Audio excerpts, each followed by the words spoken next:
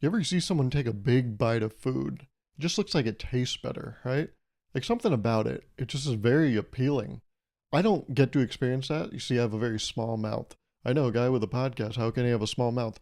But really, a podcast isn't about mouth size, it's about ego size. See, I have a very big one of those. So I assume that, oh, yeah, no, people will want to hear me talk for 32 minutes straight and be engaged the entire time.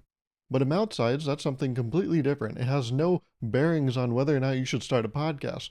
In fact, there's very few rules as to who should start a podcast. That's why there's so many people doing it. But who should be doing it? That's the real question. And the real question I have is, if you have a bigger mouth, does that make food taste better for you? Because I'll tell you what, as a spectator of the sport, it looks really good. It looks like you're having a ball out there. That's right, these bigger mouthed people, it looks like they're having balls. Not in their mouth, but it feels like they're having a ball of a time, yeah?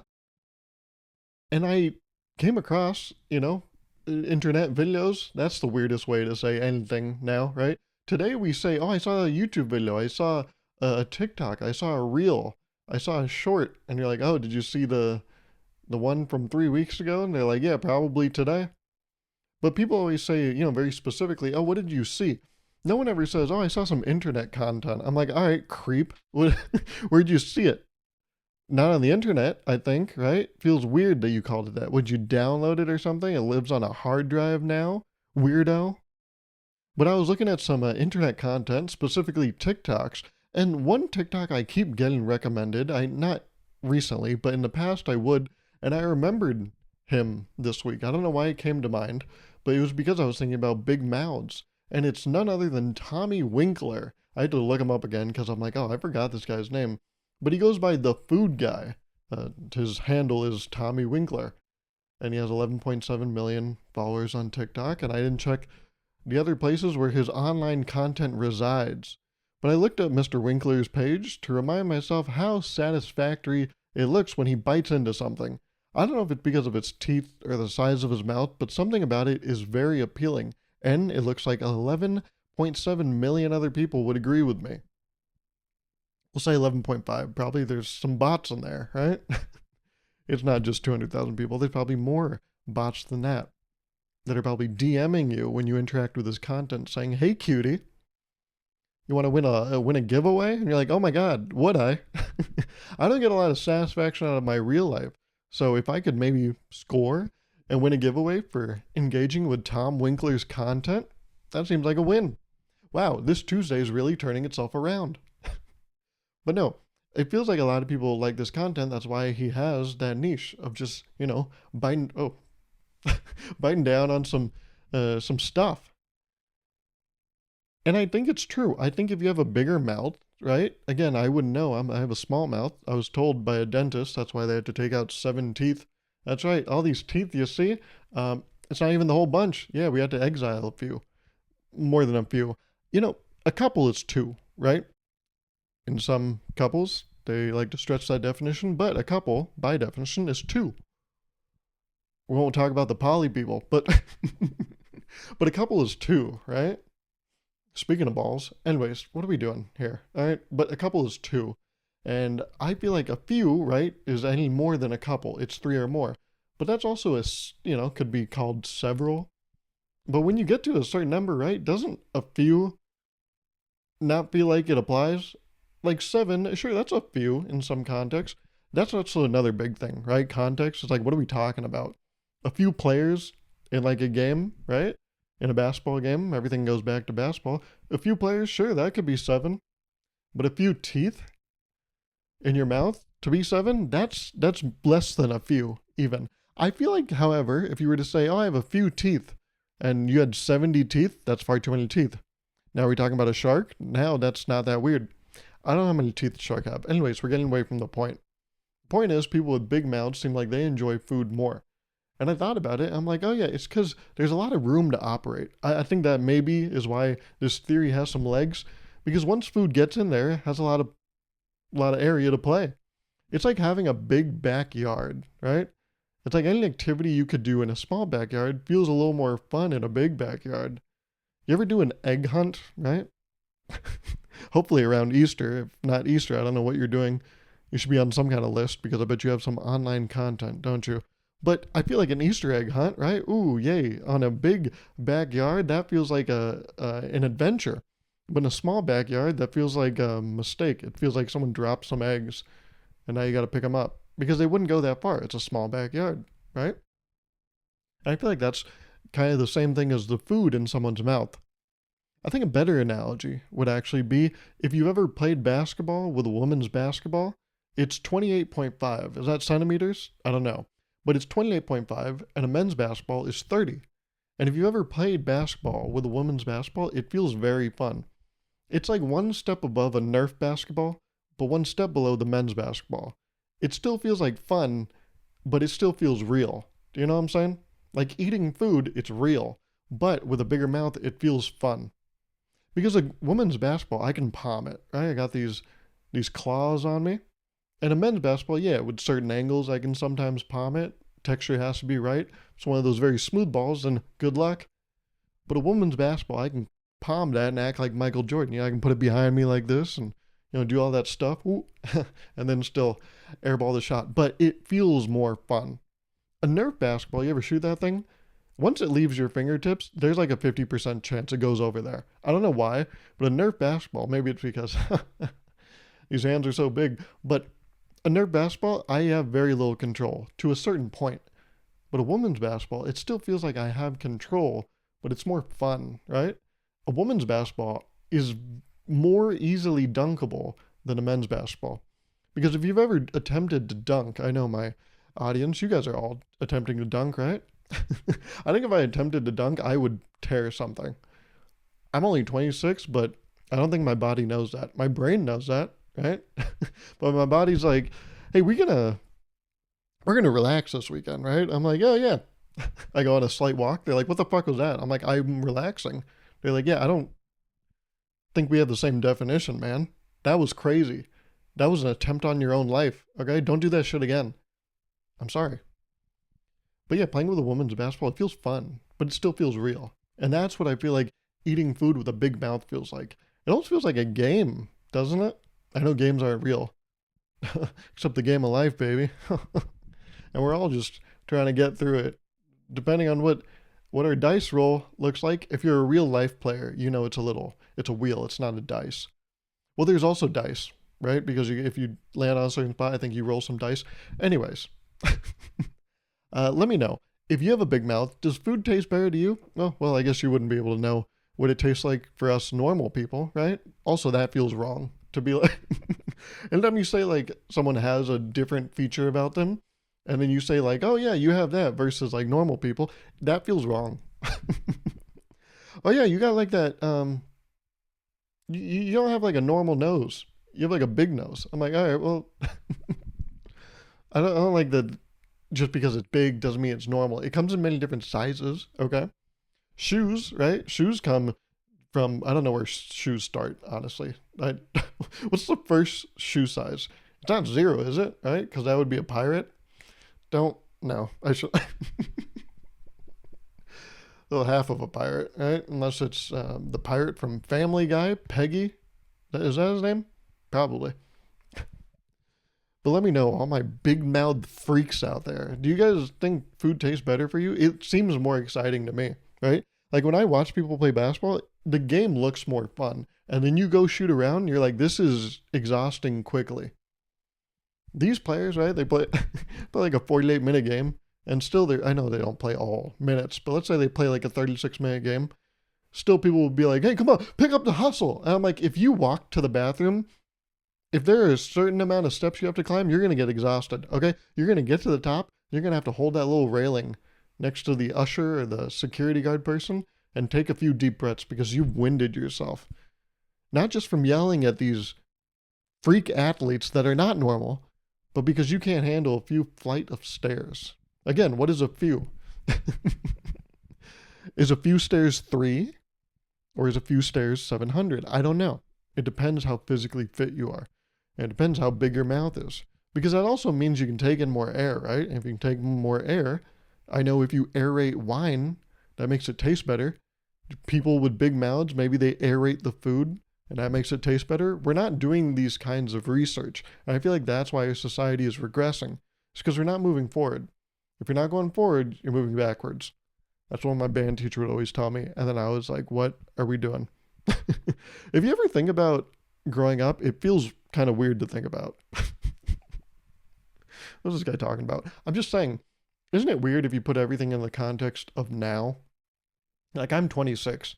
The idea that a band teacher in high school was telling, 14 to 18-year-olds how to play an instrument, and they had an orchestra, and they would get mad at these kids for not doing well. I was 14, and there was a grown adult getting mad at me because I didn't practice baritone. What is that? That sounds crazy.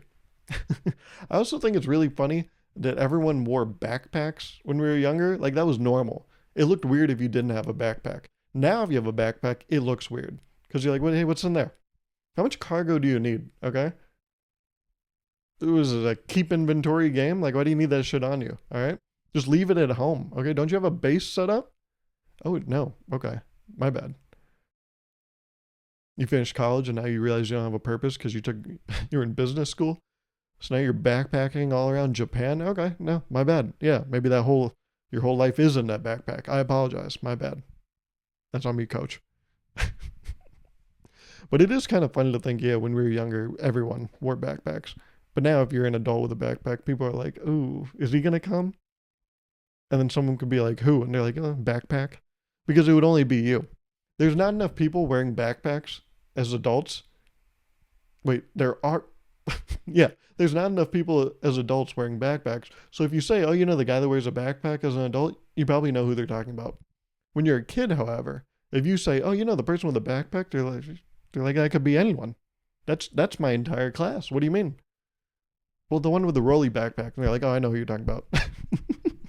I was a rolly backpack kid from 3rd to 5th grade. Would you have guessed that or nah? See, what ruins it is I just told you the answer. So now you can probably piece it together. That's why you can't tell people these things, right? Whenever someone's like, oh, what's your favorite color? You can't be like, oh, green. Would you have guessed that? Because chances are they're probably like, oh, yeah, I guess so. Yeah, I would have guessed that. I'm like, no, you wouldn't have. Now you know the answer. You're like, oh, yeah, I would have done well. It's kind of like you're taking a test and then, someone gives you an answer. You're like, oh, yeah. Oh, yes, that makes complete sense. I would have put that. It's like, no, it makes sense, but you wouldn't have put that. So I just wonder, yes, I did reveal that I had a rolly backpack from 3rd to 5th grade, but still, would you see that for me? Which is also crazy because I was like very tall. I was like over 5 foot. I think I remember this so vividly, but when I think about it, I'm like, that's fucking crazy because how's that possible? But in 3rd grade, I'm pretty sure I was 5'5". The only reason I remember that is because I remember I was in the back of the class looking through the scissor bucket with Andrew Knapp and my teacher. Fuck, what was my teacher's name? Maybe I don't remember any of this. You know what's weird? I remember her first name, but I don't remember her last name. That's fucking crazy. Why don't I remember her last name? Her first name's Erin. I don't remember her last name. What the fuck is wrong with me? But I remember I was in the back of the classroom and Andrew Knapp was like, Gauruv, how tall are you? And I was like, I'm 5'5". And then my teacher was like, oh yeah, that checks out because I'm 5'5". And she was like, you're the same height as me. So unless I just made up that memory, I was 5'5" in 3rd grade. So imagine a 5'5" kid wheeling around a backpack. You know how far away that is? That's like a cane. That's a weapon. I shouldn't have been allowed to have that thing at school. I'm surprised none of the yard duties, with their very bright vest, pulled me to the side and were like, hey, leave that shit at home, okay? I don't bring my mace to the playground. You shouldn't bring that shit. I'm like, no, it's where I keep my books. They're like, you can't read. I'm looking at you right now. Read a sentence without stuttering and tell me you need books. All right, well. Speaking of eating stuff, good segue. Nice, nailed that one. I think it's funny that hunger hurts. I was thinking about it this week. I went like a whole day without really eating. Well, I had like breakfast, right? The 2 sun-side up eggs and maybe a little something like bread or a bagel or something like that. But then it got to like 9 p.m. I was like, oh, I haven't eaten still. I should do that. And the reason I knew this is because, well, I'm an adult. I know these things. I know. But also my body started hurting. It had that twinge of like, hey, you're neglecting yourself. Do something about it. I'm like, oh, okay. Yeah. And I was like, you know what? Why does our body hurt? Why does that have to happen, right? Like, why does it have to be uncomfortable, unpleasant? And I gave it even an ounce of thought, and I was like, oh, because if it was just like a notification, we would ignore it, right? Like if we had a little light, maybe on our shoulder or something, and if we were hungry, it lit up, like it would be a gradient, right? It'd be gradual, like depending on how hungry you are. Like it'd be a very dull light if you just need a snack, right? Like a fruit roll up or something. I don't know why my mind went there first, but if it's very hungry, right? If you need like a steak dinner, or for all my vegetarians out there, if you need an impossible steak burger or steak dinner, yeah, it would be very bright. It'd be like a headlight, right? And I was like, yeah, that wouldn't work because we would just ignore it. We would design clothing to like put a blackout curtain material right over it so it wouldn't annoy us. But I was like, yeah, I know this to be true. Like we would just ignore a light or some like notification because we do it with other things. Like a check engine light. Don't tell me you don't ignore that shit. Like for the first few days. Like the first week of a check engine light, I'll be like, well, yeah, let's see if you stick around, right? Let's not make any decisions yet. Let's see if this is going to be a problem. If it is, I'll think about addressing it. But for now, we can ignore that. If it's not causing any issues, that's fine. And that's how I behaved during that day, right? Like I got to lunchtime and I was like, no, I'm good. I can keep going. I don't need to do that. And what were you doing during that time, Gauruv? You were probably doing something productive. No, I was probably watching a YouTube video on my phone. Yeah, was I going to watch that same video if I had prepared a sandwich or something and kept up some self-sustenance? Yeah, 100%. No, it would have been better even. But I didn't do that because laziness ultimately triumphs everything, right? So rather than make myself a sandwich, which would have not made me in pain later that day, I was like, I'm just not going to do that. And I would have made the same decision probably at dinner time if it didn't hurt like hell. If my stomach didn't do that weird thing where I'm like, ooh, am I hungry or do I have a condition? Like, should I Google symptoms or recipes? Yeah, that kind of thing. And then it depends what you even put in your body, whether or not that goes away, right? Like if we had a little light, we couldn't just put any kind of fuel, right?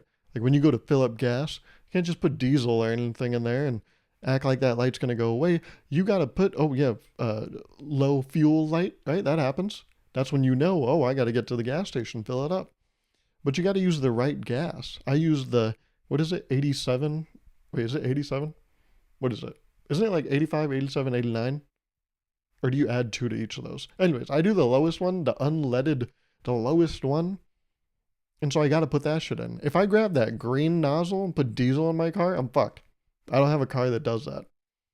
And so if you apply that to your body, you have to put something like real in your body. Like that whole day that I didn't really eat since those early morning eggs. Is that why they call it sunny side up eggs? Because the sun is up? Nope. It's just because they look like there's a sun side. There's a sun that's upside. That's guy that thinks he's like actually deep. Yo, do you think they call them eggs because like it's at the crack of dawn? It's in the morning and like you got to crack an egg? Like what the fuck did you just say, man? I can tell you can't read just by that stupid shit you just said. But yeah, you can't just put anything in your body. Like if your body wants food, it's going to be like, yeah, if you give me Sour Patch Kids, I'm going to kill you. And they're being serious. Like if you don't put the right fuel in, it's catastrophic. You may die. You can't just live off of Sour Patch Kids. Your body will just shut down at some point. Now, I don't know if cars are as forgiving, as lenient. Like if you put diesel in, I don't think it'll be like, all right, I'll like live off of this for a second. But remember, you got to put some real shit in me. I think it'll just not work. So that'd also be bad if our body did that. If you didn't put the right fuel in, if it just stopped working. Like what if you were like exhausted, right? And you were, yes, lost in that big backyard person's backyard during an egg hunt. And then it's so big. So you're screaming out for people. Hello, hello. Is anyone out there? I'm starving. I don't know how many days it's been. These big trees, they're blocking the sun. I won't know when to prepare eggs. And then you happen upon this little purple egg in the ground. You're like, oh, thank goodness. And you crack it open and it's just a bunch of jelly beans. You can kind of live off of that for a second, right? Your body will maybe trick itself and be like, yeah, I guess this is real food. And it's not. It's sugar that's in condensed form, right? See, jelly beans? I don't know what jelly beans are made of. It's the same thing as Gatorade. Like, I have no idea what's in Gatorade, but I love that shit. Same thing with jelly beans. I don't know what jelly beans are made out of. They could just be microplastics, right? Or maybe like medium plastics. It's not like macro because it's not very big, but it's not micro because you can see it, right? So it's like some intermediate stage of plastics. Let's call it a bean, right? Little beans of plastic. It could be made of plastic. I wouldn't know. And I wouldn't care because I just, you get me some of that strawberry cheesecake, blueberry, or buttered popcorn jelly bean in front of me, and I'll scarf that shit down. I know I may have just alienated my audience pretty hard because I admitted, again, holy fuck, I'm on kind of a bad streak, aren't I? Last week I admitted I like coleslaw. And this week I just admitted I like buttered popcorn jelly beans. I talk a lot about getting my stock up. And that means exactly what you think it means. But I didn't go and say shit like that, right? I do these shameful admissions and then I think, oh yeah, that won't hurt my brand. A 26-year-old single guy with a podcast that likes coleslaw and buttered popcorn jelly beans. Act like you wouldn't write that down on paper, read it, and then not puke. If you could scheme up that this person exists, you wouldn't want to meet them, right? However, we are 22 minutes in this episode, and you've been listening the whole time. But that's because you didn't know what crimes I had committed. Now you know, and you might be second guessing yourself. And I just want to urge you maybe to not do that. Instead, I'm going to actually flip this on its head and ask you to like the video. Because Lord knows, if I like coleslaw and buttered popcorn, that I need online validation. Because obviously something's not right at home. So please, yes, I need your external validation so that I can hopefully correct the course that my life is on. Because what the fuck am I doing eating these things? But it's funny that hunger hurts. Because it could just, be a little notification, just a little heads up, right? A little orange number. It gives you dopamine on top of a bell. But no, your body is in pain. And then if you you could eat the right thing, but if it's like old gas, your body's going to be like, oh, you just food poisoned yourself, bud.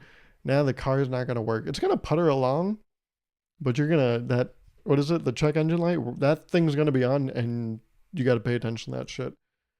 The emergency lights, you never use those. You're going to have to use those as you pull off to the side of the road. The equivalent, if you're driving your car and it starts like, boom, boom, boom, boom, starts like, what the fuck was that? It starts like, like in a cartoon, if it starts like puttering out and you got to pull off to the side of the road, that's the equivalent of if you poison yourself with food and you have to call in sick from work. That's like you turning your emergency blinker on and pulling off to the side of the road. That's calling in absent from work because your body is conspiring against you. More food-related items. Last week was National Donut Day. Hope you celebrated. I know I did. I got a donut, and as the big boy I am, 26 years old, I did something for the first time that I'd never done. That's what a first time means, doesn't it? Idiot. God, I can tell this guy doesn't read. I think I'm just projecting because I actually started reading again this week, so now I'm like punishing myself by being like, no, you idiot, you don't read.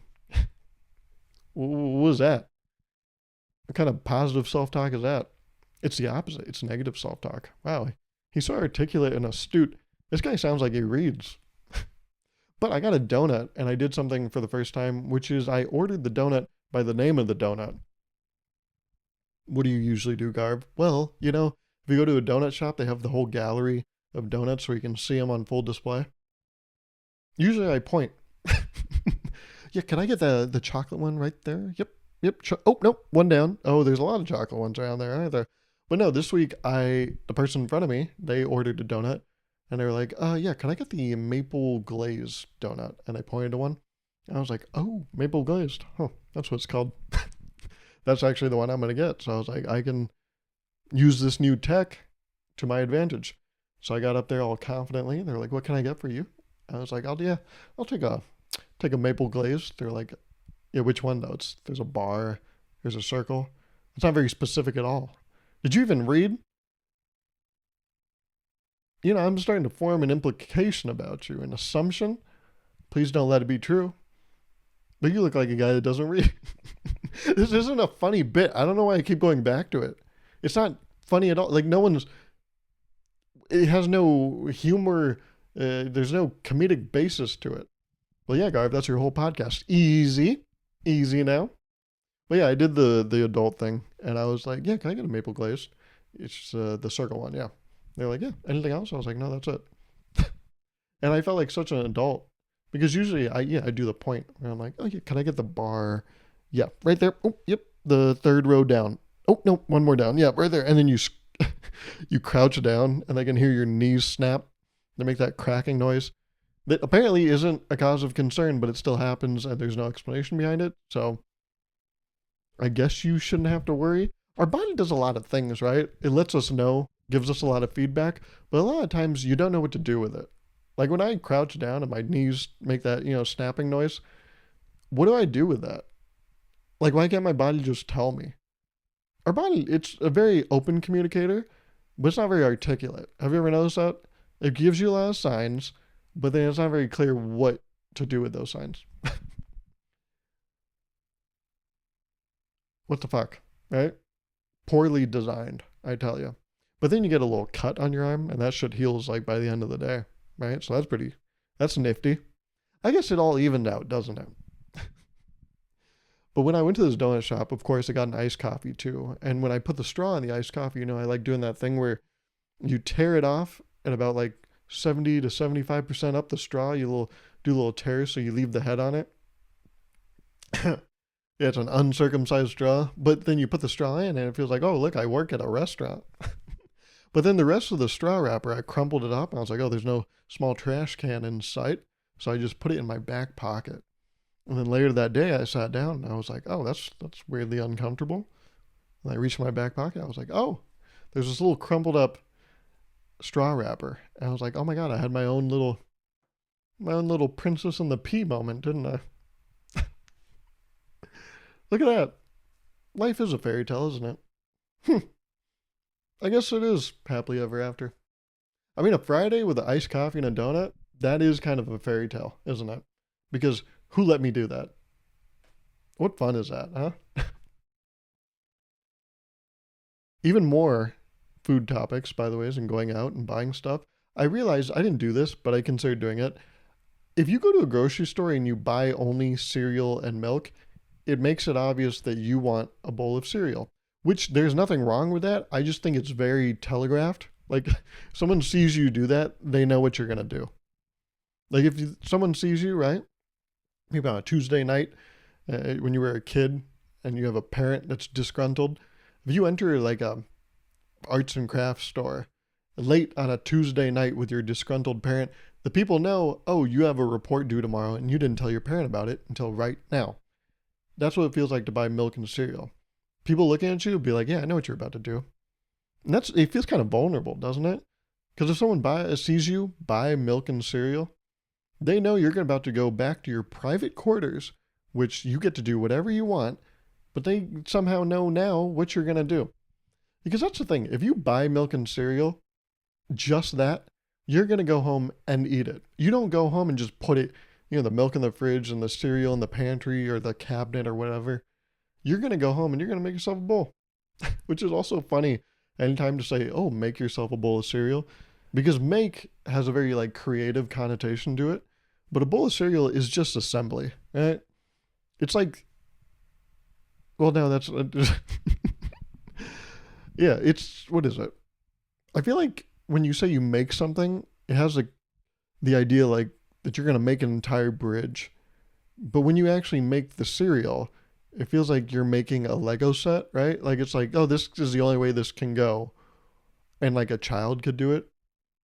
But both situations use the word make. Anywho, I just think it's an invasion of privacy, okay? If you go out and you buy milk and cereal, because then people, they get a look into your private life. They know exactly what you're going to go home and do behind closed doors, which I think is disgusting. I know what you're going to do with those Fruit Loops. Hey, eyes over there, okay? Enough of that. I wonder, do you guys do this? Do you ever spell a word and it's like a kind of a tricky word, like perspacious?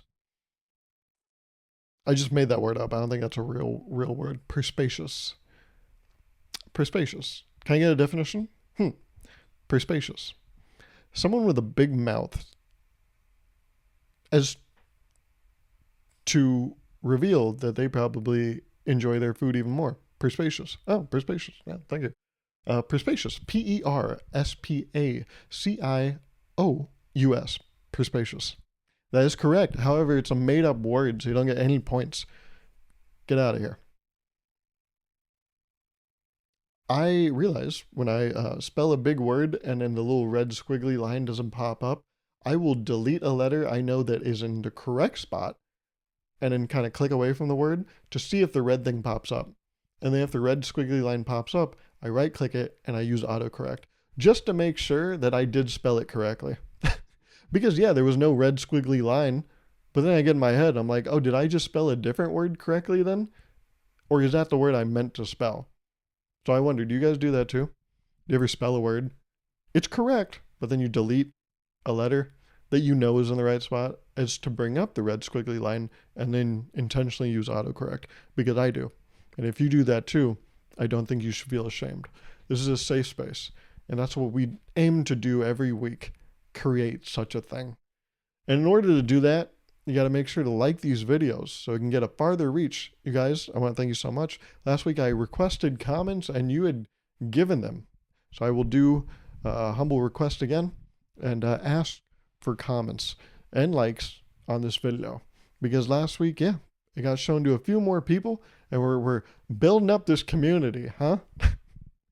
So yeah, thank you so much for listening. Thanks so much for watching. Always appreciate the support, but want to see it again.